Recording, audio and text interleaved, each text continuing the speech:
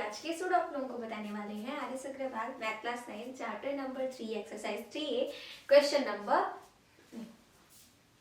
Hello दोस्तों, मेरा नाम है ग्लोरी। आज के स्टूडेंट आप लोगों को बताएंगे R S. Agarwal math class 9 chapter number 3 exercise 3A। तो यहाँ पर देखिए इसमें क्या है। सबसे पहले हमें यहाँ पे कहा है फैक्टराइज, यानी कि हमें कुछ क्वेश्चंस हैं, यानी कि बहुत सारे क्वेश्चंस हैं जिन्हें हमें क्या करना है, सिर्फ फैक्टराइज करना है। एक्सरसाइज 3A में बस इतना ही है। तो फैक्टराइज जब भी हमें करना होता है, अगर ऐसे कोई पॉलिनोमियल आ गया तो हम उसमें फैक्टराइजेशन करते कैसे हैं, उसको कैसे फैक्टराइज करते हैं। देखिए लेट्स सपोज अगर मेरे पास क्या लिखा हुआ है, अगर मेरे पास जैसे 5 प्लस 10x लिखा हुआ है, ठीक है, तो हम इसको क्या कर सकते हैं, अगर मुझे इसको और शॉर्ट करके लिखना है और प्रिसाइज करके लिखना है तो हम एक काम कर सकते हैं, हम इनमें देखेंगे कि कॉमन क्या चीज है। तो जैसे अगर मैं देखूं 5, तो 5 इधर भी कॉमन है, इधर भी कॉमन है, यानी कि हम इसमें 5 को कॉमन ले लेंगे तो इधर मेरा बचेगा 1, इधर बचेगा 2, तो यहाँ पे मेरा आएगा 2 एंड देन x। तो ये मेरा और छोटा होकर के लिख दिया मैंने, यानी कि ये क्या हो गया, फैक्टराइज हो गया। अब इससे छोटा यहाँ पे कुछ और नहीं हो सकता है, ठीक। तो वही चीज हमें यहाँ पर भी करना है कि क्या करना है, सिर्फ कॉमन लेना है।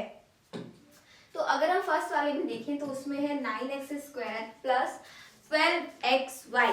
अब इसमें कॉमन क्या चीज है, अगर हम 9 देखें और 12 देखें, दोनों हमारे 3 के टेबल में आते हैं।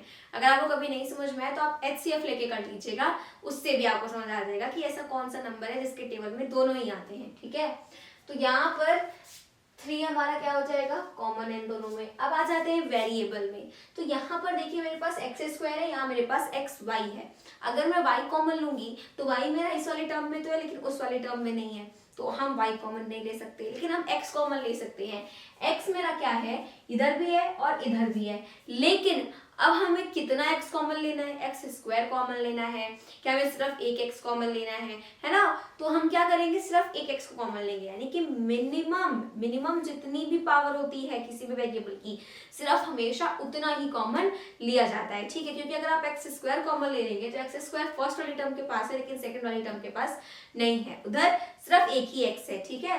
तो उसके लिए क्या होगा, 3x कॉमन आएगा। तो 3 3 इज 9, तो मेरा इधर बचा 3x।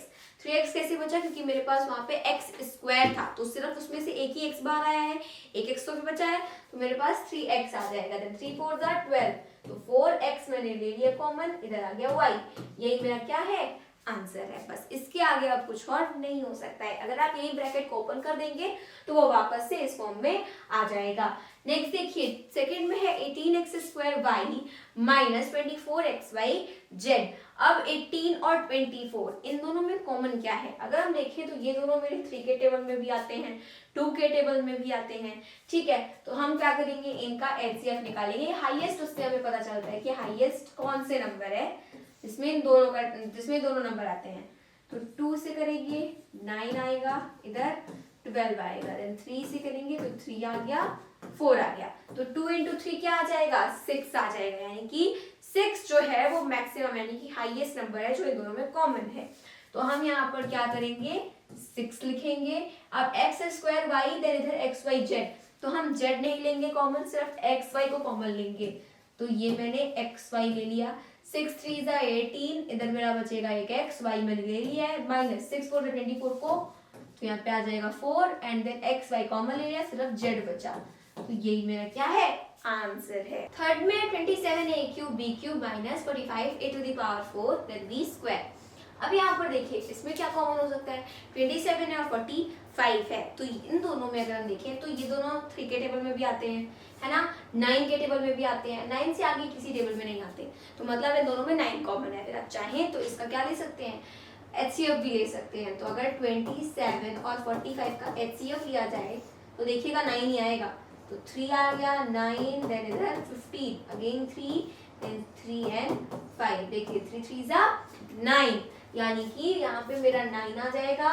देन इधर a³ है, b³ है, इधर a⁴ है, b² है, तो मिनिमम यहाँ पे पावर कितनी है, एक ही 3 है, तो हम इसमें a³ कॉमन ले लेंगे। b की मिनिमम पावर पे क्या है, 2 है, तो b² ले लेंगे। अब 9 3 27, a³ पूरा ले लिया, अब b² ही लिया है तो एक भी बचेगा, देन माइनस 9 5 45 तो 5 लिखेंगे, a क्यूब लिया है तो सिर्फ a के बच जाएगा, एंड देन b स्क्वायर मैंने कॉमन ले लिया तो बचेगा ही नहीं। यही मेरा क्या है, सिर्फ आंसर है। नेक्स्ट देखिए, इधर है 2a देन ब्रैकेट में x minus y minus 3b then bracket में x प्लस वाई, सॉरी इधर भी x प्लस वाई था। तो अगर हम यहाँ देखें ना तो इधर भी x प्लस वाई है, इधर भी x प्लस वाई है, यानी कि ये पूरी एक टर्म है ना, और ये भी पूरी एक टर्म है। तो इन दोनों टर्म में यहाँ भी x प्लस वाई है, यहाँ भी x प्लस वाई है, तो हम क्या ले सकते हैं, इसमें x प्लस वाई को कॉमन ले सकते हैं, एंड देन ब्रैकेट में क्या बचेगा, इधर का 2a बच जाएगा, एंड देन इधर का माइनस 3b बच जाएगा। हो गया आंसर। नेक्स्ट यहाँ पे देखिए 2x then p square plus q square plus 4y p square plus q square. अब देखिए इसमें यहाँ पर भी p square plus q square है, यहाँ भी p square plus q square है, तो हम क्या करेंगे, इसमें p square plus q square common ले लेंगे। अब एक ब्रैकेट में क्या बचेगा, 2x बचेगा देन 4y बचेगा। अब ऐसा नहीं है किसी में आगे कुछ और हो नहीं सकता।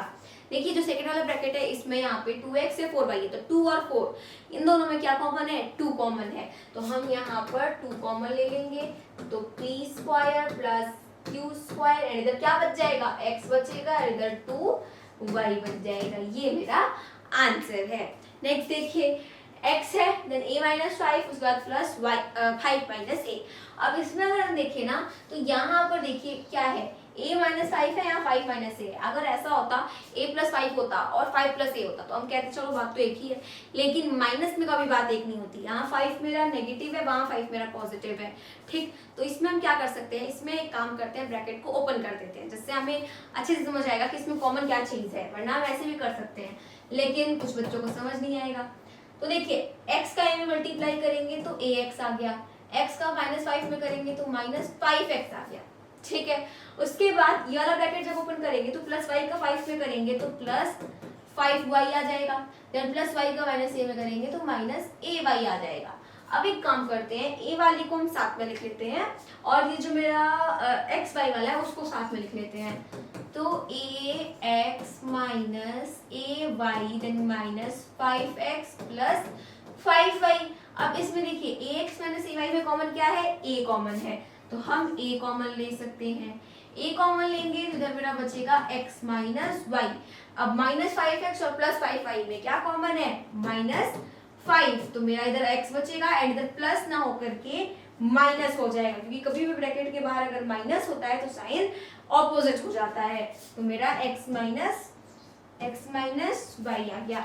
अब इधर देखिए, अब इन दोनों में क्या कॉमन है, देखिए इधर x माइनस y आ गया और एक में a माइनस 5 आ गया। आप चाहें तो इसको रीअरेंज करके a माइनस 5 देन ऐसे x माइनस y लिख सकते हैं, ऐसे नहीं भी लिखेंगे तो भी सही ही है, ठीक है। तो ये मेरा 6 वाला भी हो गया। 7th में देखिए क्या है, 4 देन ब्रैकेट में a plus b minus 6 then bracket में a प्लस b का होल स्क्वायर। अगर हम यहाँ पर देख पाए तो देखिए इधर मेरे पास a प्लस बी है, इधर भी a प्लस बी है, बहुत अच्छी बात है, लेकिन इधर मेरे पास a प्लस बी सिर्फ एक ही है, लेकिन इधर मेरे पास a प्लस बी कितना है, 2 है। तो हम क्या करेंगे, जो मिनिमम है यानी कि एक कॉमन लेंगे, तो हम यहाँ पर a प्लस बी को कॉमन लेंगे, a प्लस बी को कॉमन लेंगे तो यहाँ पर मेरे पास इधर बच जाएगा ब्रैकेट में देन 4 माइनस, अब इधर a प्लस बी मेरा एक कॉमन बचेगा, तो अगर minus 6 then a plus b ऐसे कॉमन बच गया तो हम क्यों ना इस ब्रैकेट को ओपन कर दे, यानी कि माइनस 6 का a में मल्टीप्लाई कर दे देन प्लस b में मल्टीप्लाई कर दे, तो माइनस 6 a आ जाएगा देन माइनस 6 b आ जाएगा। इससे इजी हो जाएगा ना।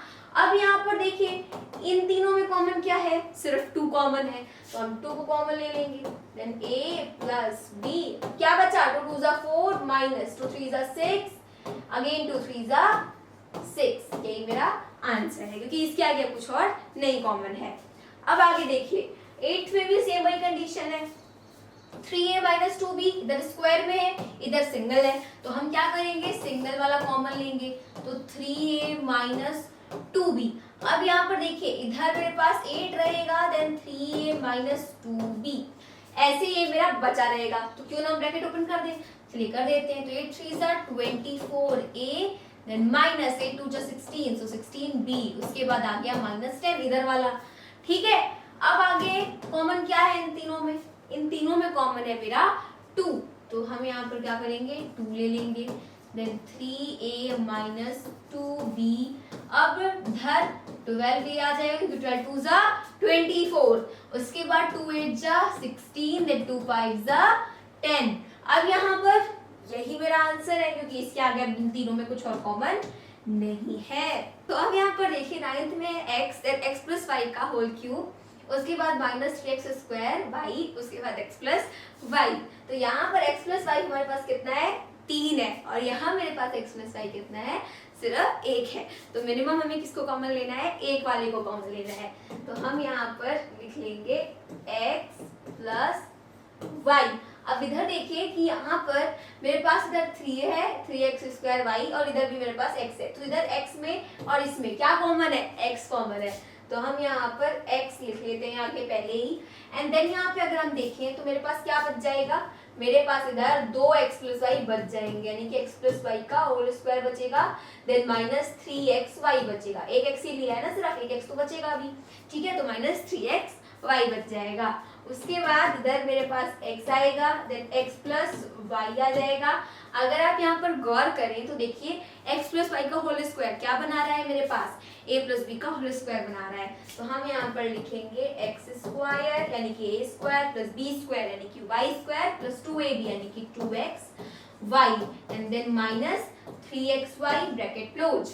अब यहाँ पर देखिए x है, देन x प्लस वाई। अब इस x square plus y square का कुछ नहीं हो सकता, लेकिन हम इसको सॉल्व कर सकते हैं, जिसमें plus 2xy then minus 3xy क्या आ जाएगा, माइनस xy। तो यही मेरा क्या है, फाइनल आंसर है। नेक्स्ट देखिए, अब यहाँ पर x cube plus 2x square plus 5x plus 10 है। इसमें हम क्या करते हैं, इसको दो पार्ट्स में डिवाइड कर लेते हैं। तो देखिए एक मैंने ये कर लिया, एक ये वाला कर लिया। अब इन दोनों में क्या कॉमन है, सिर्फ x स्क्वायर, इधर मेरा एक x बचेगा और इधर 2 बच जाएगा। अब इनमें क्या कॉमन है, प्लस 5, तो मेरे पास 5 1 जा 5 और x बच जाएगा, x प्लस 5 2 जा 10। अब इधर देखिए, इधर भी मेरे पास x प्लस 2 है, इधर भी x प्लस 2 है, तो वापस से x प्लस 2 बाहर आ जाएगा, देन x स्क्वायर प्लस 5 बचेगा, ठीक है। तो इस तरीके से 10 क्वेश्चंस हमने सॉल्व कर लिए। आगे के 10 क्वेश्चंस हम अपनी नेक्स्ट वीडियो में करेंगे। तब तक के लिए मेरे सभी दोस्तों को मेरी तरफ से जय हिंद, जय भारत।